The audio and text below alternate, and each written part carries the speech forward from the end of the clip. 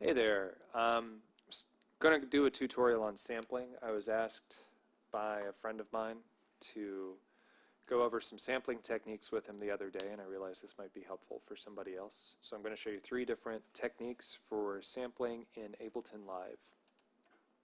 I've got, this is assuming you already have a sample library and you want to start using your samples.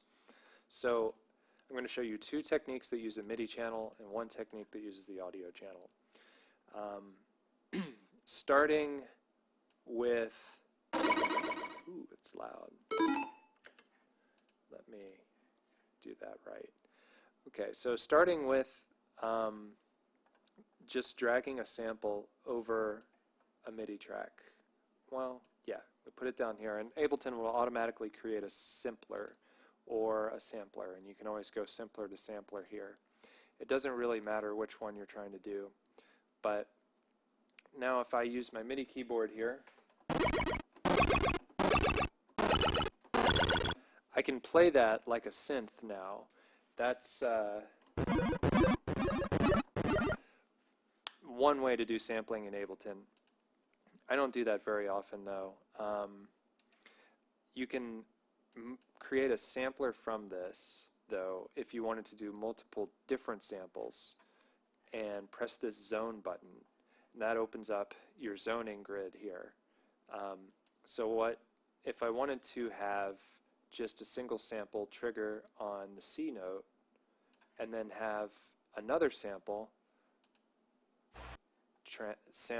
trigger on C sharp, I would drag these to the R, which is your root, and then move it up 1.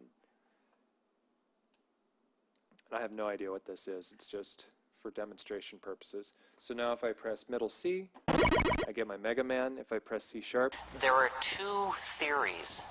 I get Terrence McKenna.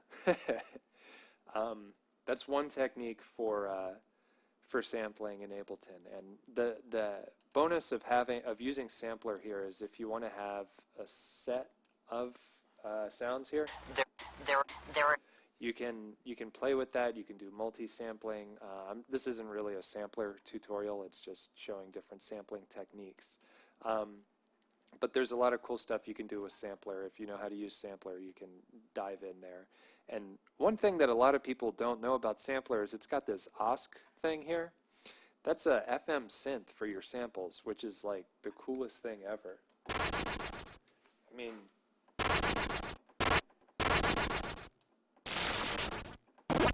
how cool is that for sound design? Like, nobody knows about that. Okay, moving on. So we're going to move on to using a drum rack. And this is something, I don't use drum racks a lot. I used to really want to use them because I have a push. I'm going to go into my video games samples here. Do a barrel roll! And you can just drag your samples onto this, and it works the same way. If I press C, whatever it is. Do a barrel roll! C1, I get that to be triggered. Don't party just yet. Don't party just yet. What drum rack gets you is you can do this I/O stuff and set your choke groups. So say I didn't want any one of these to be triggered at the same time, I can Do a barrel! Don't. Boy, that's really annoying. But you get it. You can do choke groups. You can have polyphony, but you can also have certain ones that can only be at a certain time, and other ones that can't like overlap with them. And you can do your rerouting and stuff here if you want it. So that's drum rack. And the third way, this is the way I normally do things, is I use an audio track. I'm going to press tab and go over to arrangement view and Don't party just yet. start dragging these out here. And the added benefit of this, this is the fastest workflow for me, because I can just come up here, press Control E, and now I have this. I can bring in exactly what Do a barrel roll! like just having that little cutout right there gives me some space, and it's like a custom gate, I guess. And in addition to that, you can use the fades feature to fade out your samples. And if you needed to create space or whatever you need to do, you can also have it, fade in slowly, and you have this control for the shape of the fade. This is particularly useful if you have like a bass line and you want it to pump and you don't want to do side chaining, or you're not sure you can tune in the side chaining correctly, or I like using the fades for that sort of thing most of the time. Barrel roll.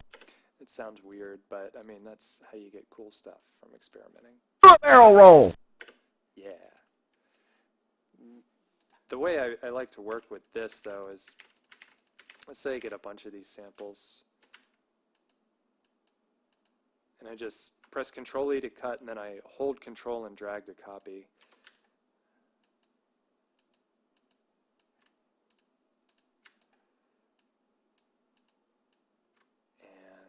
Now I have this weird Barrel roll.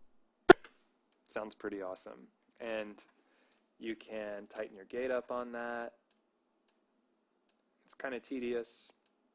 You could do this with a sampler and an arpeggiator device and tighten up the gate on it, or beat repeat. But I just like seeing it out like this. That makes it really easy to see when you have an entire track going, how everything sort of lines up. Barrel roll. Barrel roll. Pretty awesome. All right, so that's my tutorial. I hope somebody finds it useful. Thanks.